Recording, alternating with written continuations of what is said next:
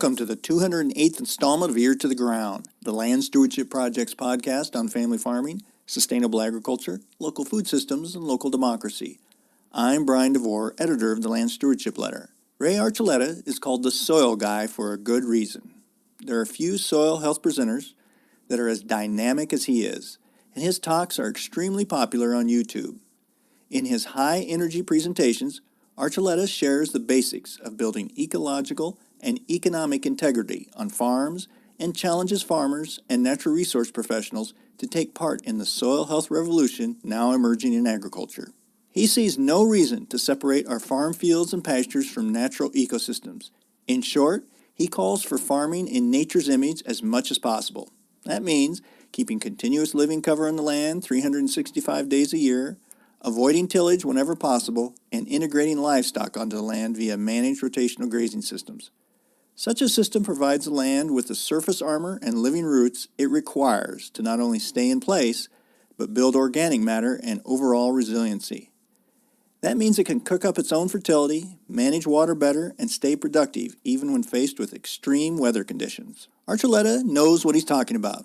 After 30 years as a USDA Natural Resources Conservation Service soil conservationist, conservation agronomist, and water quality specialist in New Mexico, Missouri, Oregon, and North Carolina, he retired in 2017 and founded Soil Health Consultants, LLC, and the Soil Health Academy. What makes Ray's presentations so appealing is that he is not afraid to admit that for much of his career as a soil conservationist, he was doing things the wrong way by treating soil in a reductionist fashion and not considering the big ecological picture. He now sees it as his mission to right those wrongs. Archuleta recently spoke at a series of Land Stewardship Project Soil Builders Network workshops in southeastern Minnesota. As expected, there was standing room only at these events, and his PowerPoint and hands-on demonstrations fired up the crowds.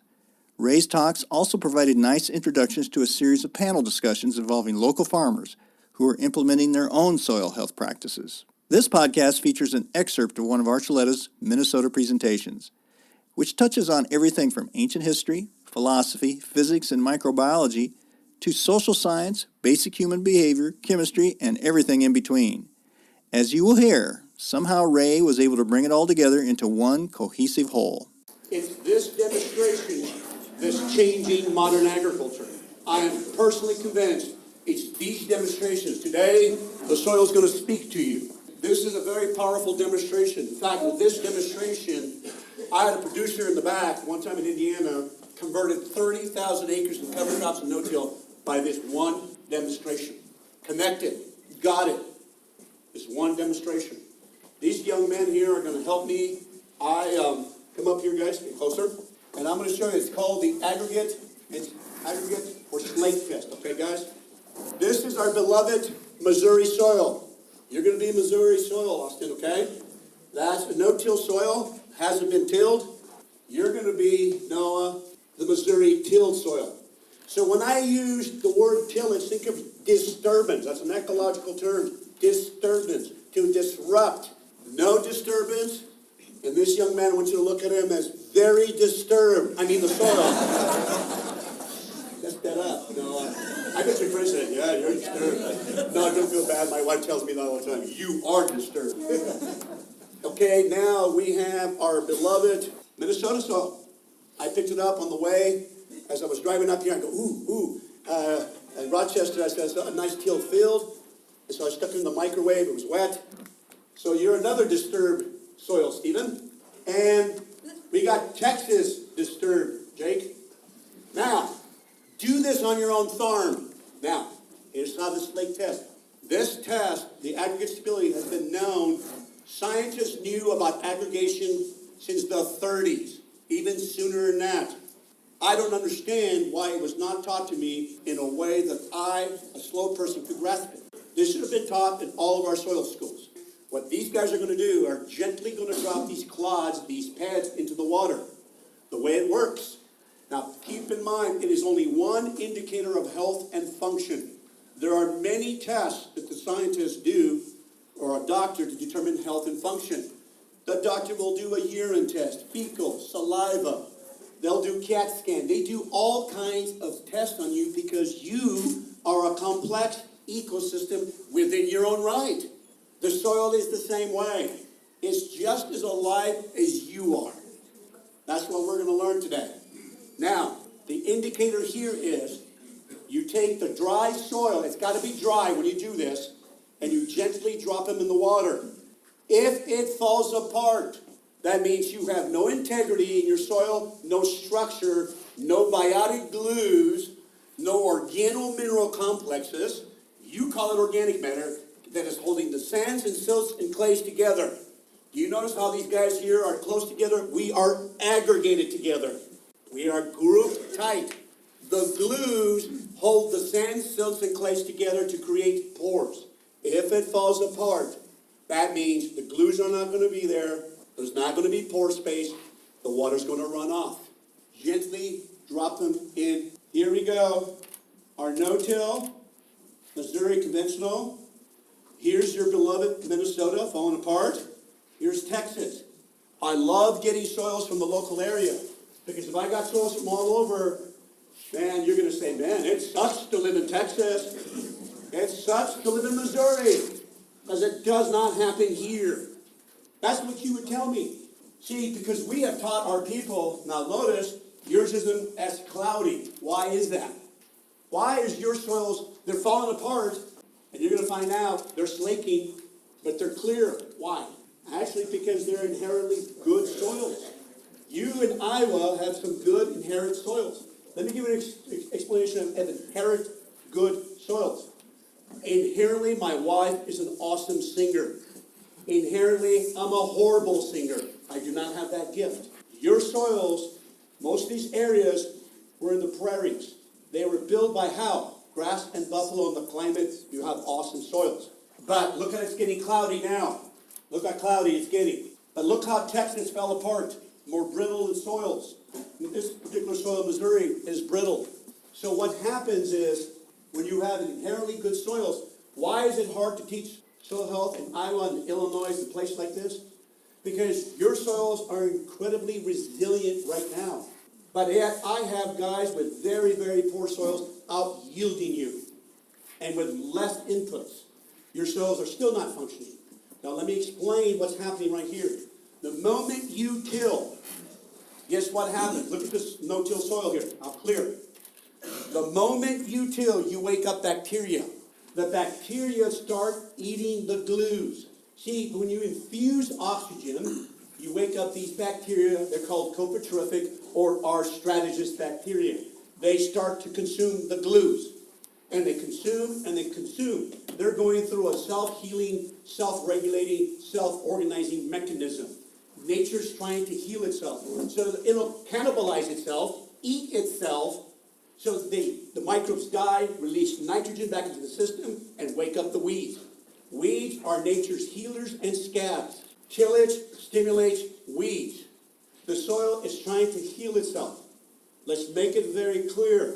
The most destructive thing we do in agriculture is till. Nature does not till. Nature does not invert itself. It does not disc itself. Do you know the disc is the most destructive tool? That's why the highway department uses it. It's great for making runways and roads. It destroys the pore space, destroys the glue. The real name for tillage should be is tillage side. Kill the house. Fungicide. Kill the fungi. Herbicide.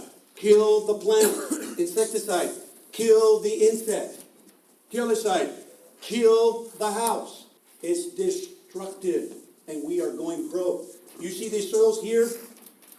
These soils are leaky. You're always going to have to put lime.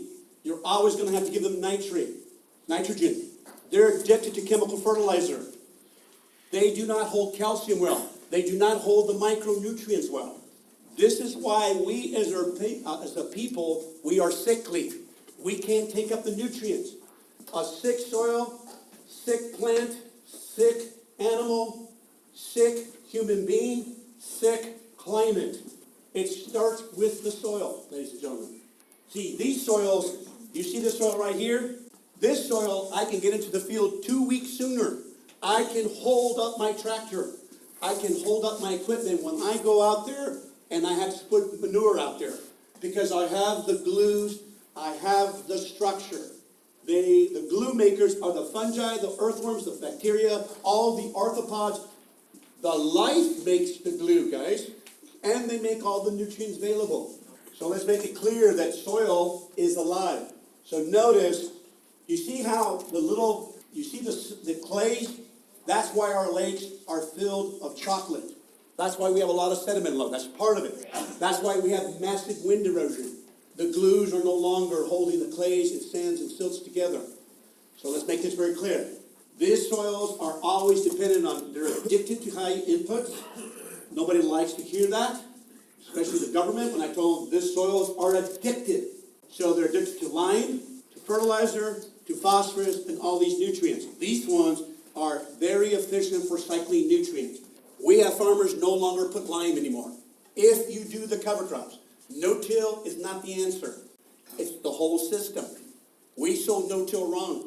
No-till just stops the destruction of the house, but it doesn't feed the factory worker and the glue makers. We forgot that. So let's make it clear. This is a system that we do not want. Now let's prove that. We're going to make a miniature water cycle. Now notice, it's only 8 inches. Now the rain comes from thousands of feet, and it comes down at 20 miles an hour. We're going to see which one allows the water to filtrate first. The no-till or the conventional. Go ahead and pour. See what happens. I was taught if you till the soil, I'm going to make it more fluffy. I'm going to allow more water to come in. Look at the no-till soil. Same soils, different management. Can you guys see that? Look at the conventional. Look at the pore spaces. How come it's cloudy on the top like that? The biotic glues are no longer holding the tiny clays and the silts. So the first act of erosion is downward. I tell people in this country, we do not have a runoff problem. We have an infiltration problem. We have a soil function problem. And this is happening globally. How many of you understand this is affecting our climate? This is the climate issue. Not so much that the other things do not contribute. But we never talk about this. This is the cooling mechanism for the planet. You cannot have rain without plant and soil. Period. Cannot have it. A majority of our ground is uncovered. And the majority of the water is running off our land. We have a dysfunctional water cycle. Now, this soil right here, you point it right here, look at that one. What happens to all the nutrients when it rains? Right to the river, right to the lake. See, the completion of the water cycle is when the water goes into the soil first, not the river and the lake. I would have never known that part of the water cycle is the microbes. Ecology teaches us everything is one. Everything's connected. Quantum physics, everything is one. Theology, everything is one. You need to learn the principle of oneness. Why? Because if you go out there and you go do something, you're going to have unintended consequences. Nothing out there on the farm happens singularly. In your life too. You make a bad decision, it can have an upward cascading positive effect or a downward cascading downward effect. Everything is connected. Everything is one. So the more you emulate nature, the more freedom you will have. We talk about these principles. These principles should be internalized, memorized. I break them up into 2 sections. The ecology and the sociology. You cannot separate them. These 3 are for humans. These are powerful. If you don't get these 3, you won't do the other 5. One of them is reduce your disturbance. Reduce disturbance. Careful how you spray. Careful how you till. Cover the soil all the time. Living root. Diversity, diversity. Integrate animals. These other 3 towards the human is understand context. Context, context, context. Adaptive management. Holistic planning and thinking. And the last one, human integrity. You cannot have ecological integrity on your operation without human integrity. What do I mean by integrity? The integrity to study. The integrity to never give up. Integrity not to care what the neighbors think about you. It takes integrity. It takes leadership to never give up. Let's start in history so it can give us a perspective how we need to go. Because as I've been doing this for 31 years, Okay, there's a great book I definitely recommend. It's called Collapse. Jared Diamond went all over the world, and he looked at all kinds of nations, races, and it was interesting to find out. Because we have touted many other races to be a lot better stewards. How many remember, some of you are going to be too young, but how many of you remember those Native American commercials when we were young? And remember the trash, and you could see the Native Americans' tears. You remember that? And it gave the auspice that, the Native Americans did a really good job of taking care of the land. Where Dr. Jared Diamond found out none of the races did very well in taking care of the land. All of us had our flaws. All of us have been, I come from a European background. We've always been touted that Europeans were always the ones that didn't take care of the land. It's not true. Every race has had their issue. Stephen Hawking just died. He said, we spend a lot of time dealing with studying history, and let's face it, it's mostly a history of stupidity. Let me show you what he's talking about. I used to think, because we have a cell phone, we've been to the moon, we can drive these awesome cars, you can go on your Dodge crew cab, and life is good. Man, they didn't have it that good. But you know that their societies were just as sophisticated as ours? Let me give you an example. You see those pillars? That's in Baalbek, Lebanon. Baalbek. Heliopolis. That was created by the Romans. It's 1,200 tons each one weighs. We have no equipment that can move them. No modern equipment can move it. How did they do it? Let me show you and tell you folks that was once vegetated. How do we know that? Recent petroglyphs found wildlife scenes. They just found these, that they had camels, animals, ostriches, horses. These were once vegetated areas. And I'm saying, how can that be? I'm only 56 years old, and I feel like I woke up in a really bad rated movie that the land has been so destroyed. Why are we still here? And from generation to generation, why are we still here?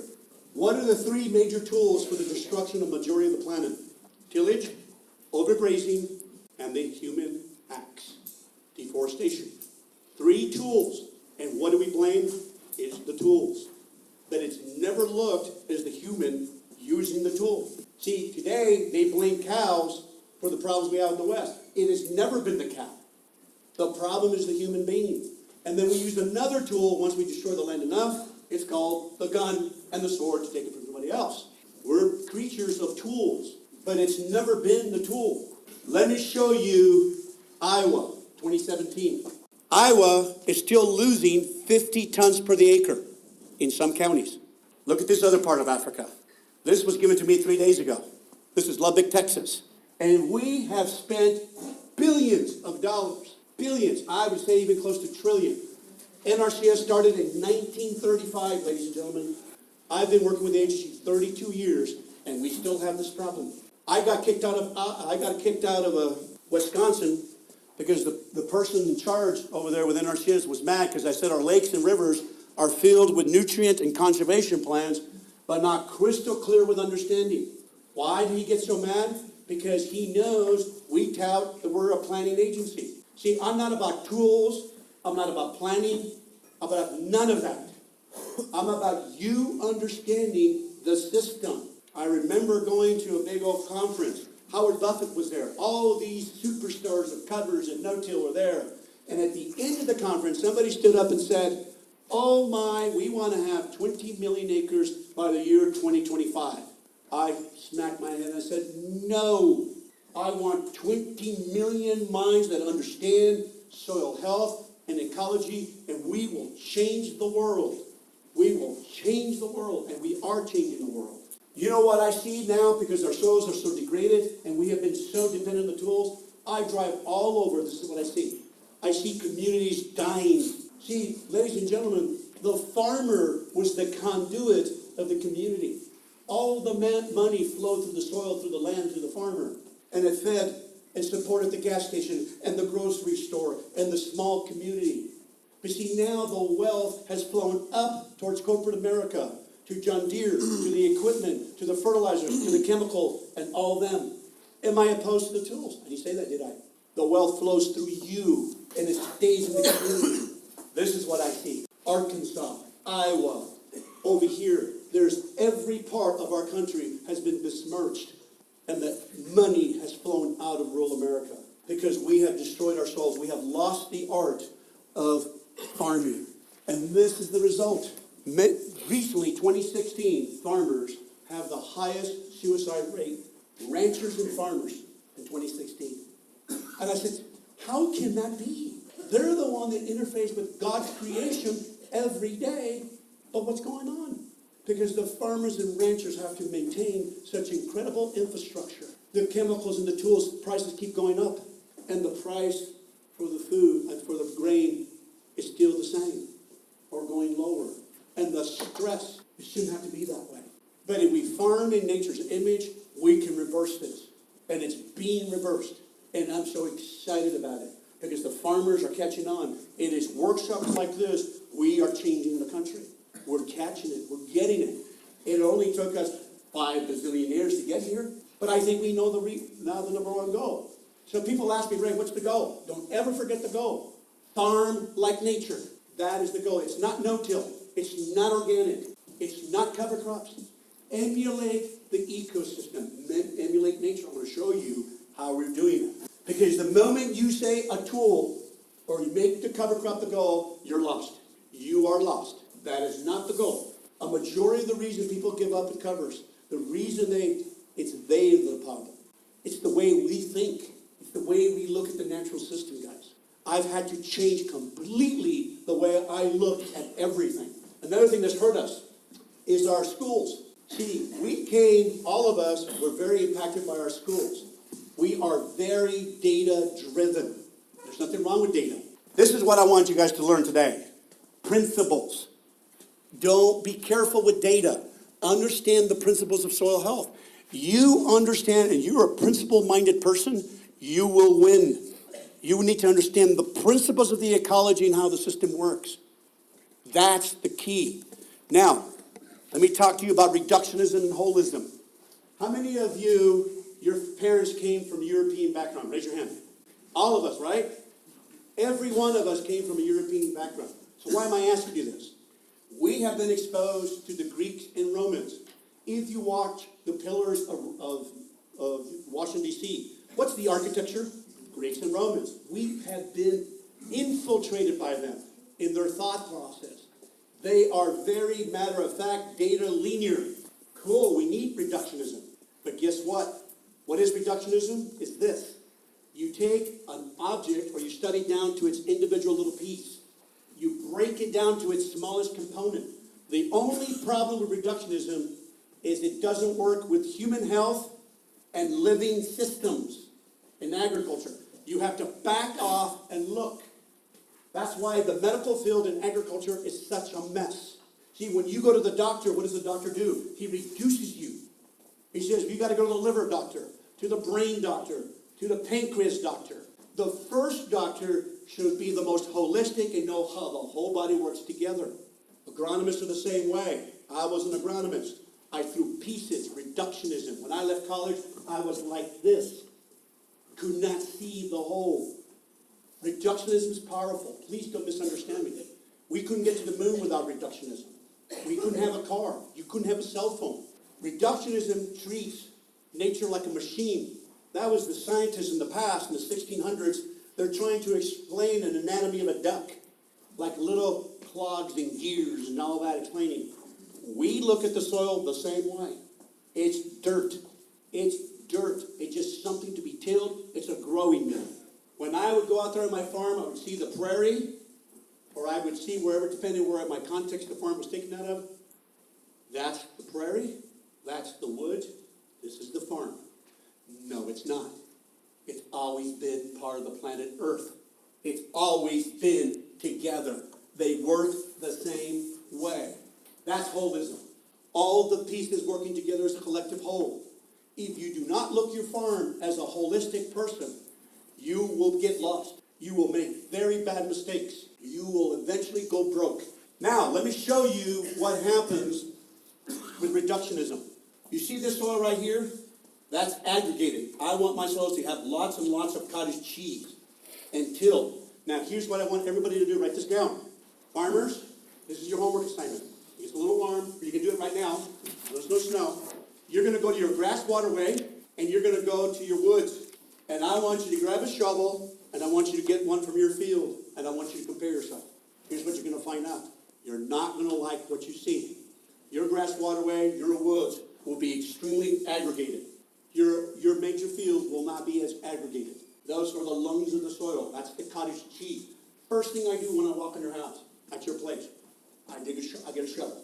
Go to your garden. Go right next where you haven't touched it. Check it out. Most of the time, the woods and the grass waterway, the diaper will be darker, have more aggregation in your own field. Don't compare yourself with your neighbor. I tell people, you want to go broke? Compare yourself with your neighbor. Mimic your waterway and the diverse waterway and the woods. Now, college. They taught me this in college. They said, now Ray, the biology and the physical and chemical are all equal. Look at the circle, all the same size. And then the organic matter, right in the middle, it's the most important thing. It's soil health. How many agree with that? Raise your hand. Come on, guys, be committed. Yay or nay? Yay? Nay. How many don't know? How many feel you're being set up? You guys are smart. You are being set up. I used to think biology was all equal. They are not. Biology builds the physical, builds the glue, builds the aggregate, makes the organic matter. Biochemistry regulates chemistry, inorganic. Biology should be the big circle. It was never the same. Soil is alive. And if it's alive, it changes the way you manage it. If you walk away with one concept today, the power of life, you will never look at your fields again the same way. Then you will change your management. You know what most farmers, when they want to give me blowback, is a regular to understand. It's too cold. It's too wet here. It won't work here. Our soils are different. Oh, I get it. Microbes stop at the border of Minnesota. You can't go in there. There's no life there. No microbes. You know what we always do? Find distinction. But we never focus on commonality. What do we have in common? Life. Now, these are the 4 processes every producer should be doing. Write them down. I'm going to go make sure that my farm is capturing solar energy. See, if I don't capture solar energy, I don't feed the plant, I don't have a water cycle. Without the sun, I cannot build aggregates to make the water cycle work, I cannot get nutrient cycling, and I cannot get diversity. All of them are connected. Do not look at them as distinctly different. They're the same. You cannot have diversity without the plant. You cannot have a water cycle without the plant. You cannot have a nutrient cycle without the plant. You have to understand that. Let's go to the first one. Capturing sun. My job is this right here, ladies and gentlemen. You all interface with it right there at ground level. The way you manage your animals, your cattle, the way you put your plants on. Notice here how this water cycle, the water cycle, the nitrogen cycle, and diversity have been diminished here. Bare ground. Look at the conduit of energy right here. It's all about the roots. We got to feed and capture sun and leak liquid sun into the soil. That's our job. It's pretty simple. Guess what I saw when I drove up here? I saw a lot of bare ground, leaking nutrients, capturing no sun. Majority of Minnesota, Iowa, Illinois, the majority of our country, uncovered, losing money. But yet, they'll complain when they have to write the front of the check again. You cover the ground, you start writing the back of the check. Our job, capture sun. What's happening globally is a huge amount of the energy of the sun is being reflected. It's not being captured. It's called sensible heat. So we're not capturing huge amounts of energy at all. Soil temperatures are climbing up all over the globe. The white is 160 degrees. Even in your summers. Write this down. Once you go over 113 degrees in your soil temperatures, enzymatic activity shuts down. Enzymes for nutrient cycling shut down. If your soil temperatures get over 113, you're going to hurt yield.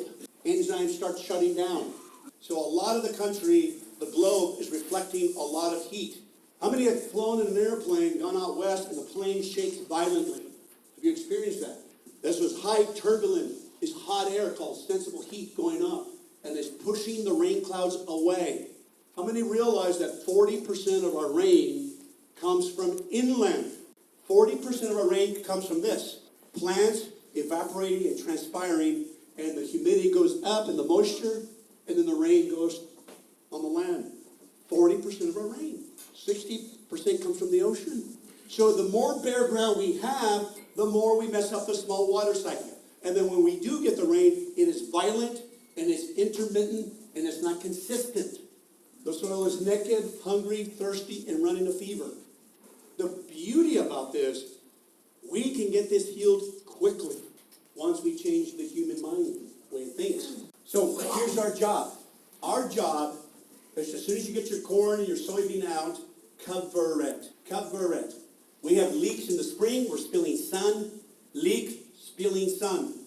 Our job is to cover it. We have farmers now going to shorter varieties, and they're following their harvester with a no-till drill.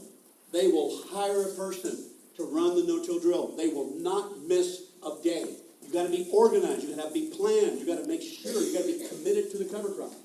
I tell people, do not do cover crop unless you're committed.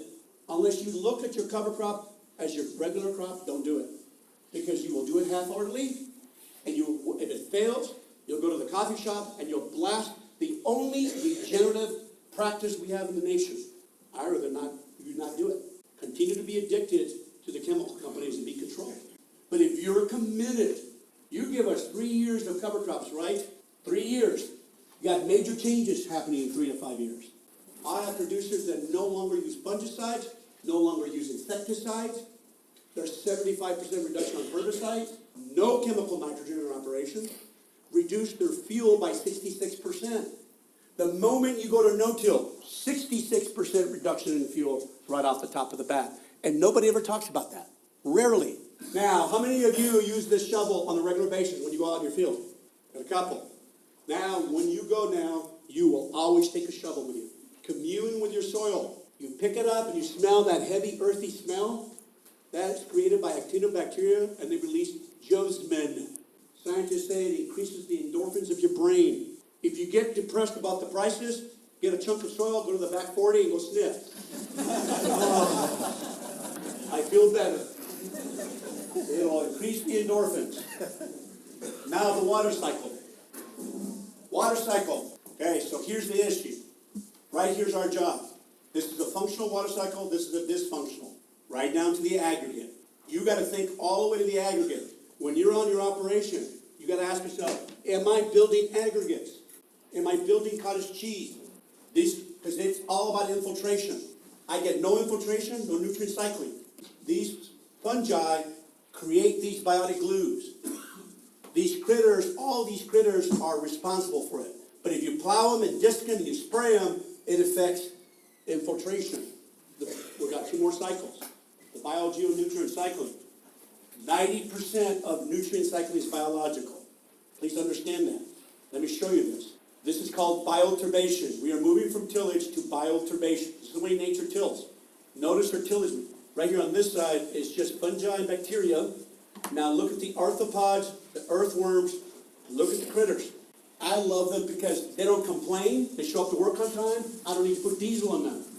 They don't have to work on the time clock. All you got to do is give them carbon, food, plants. All of us have something in common here. Everybody in this room that farm. You both have sand, silt, and clay. But what you don't have in common is how much organic matter and the glues have you done in pushing carbon in the system. How much have you mimicked nature? See, it's those glues that entube and cover the sands and silts and clays and embeds all the trace minerals. Right there. And the fungi do that. See, without the fungi, I'll talk about these later, and I will tell you, disking, too much manure, tillage, over-fertilization hurts these. Without arbusca mycorrhiza, this is a plant without the fungi, can only get this much nutrients. But with the fungi, they get access to all those nutrients. And guess what the fungi don't like? They don't like tillage, over-application of phosphorus, they don't like too much manures. You got to back off, back off, back off, and they hate fallow, and they hate bare ground. And they don't like the fungicide. Does this sound like everything we do in agriculture? Pretty much. Diversity, diversity, diversity, diversity. We are doing diverse mixes. I found that nature is more collaborative than she is competitive. Here's a great paper. You need to write it down. The stress grading hypothesis.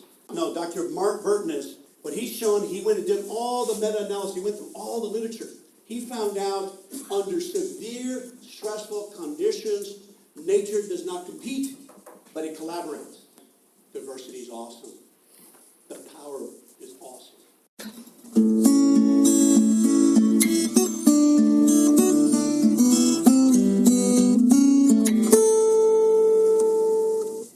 For more on the Land Stewardship Project's Soil Builders Network, see landstewardshipproject.org. There you'll find fact sheets, resources, videos, and information on upcoming workshops. If you have comments or suggestions about this podcast, contact Brian DeVore at bdevore@landstewardshipproject.org, or you can call 612-722-6377. Thanks to Laura Borgendale, a Western Minnesota musician, for Ear to the Ground's theme music. And a special thank you to all of Land Stewardship Project's members who make initiatives such as this podcast possible. If you're not a member, visit landstewardshipproject.org to learn how you can support LSP. Thanks for listening.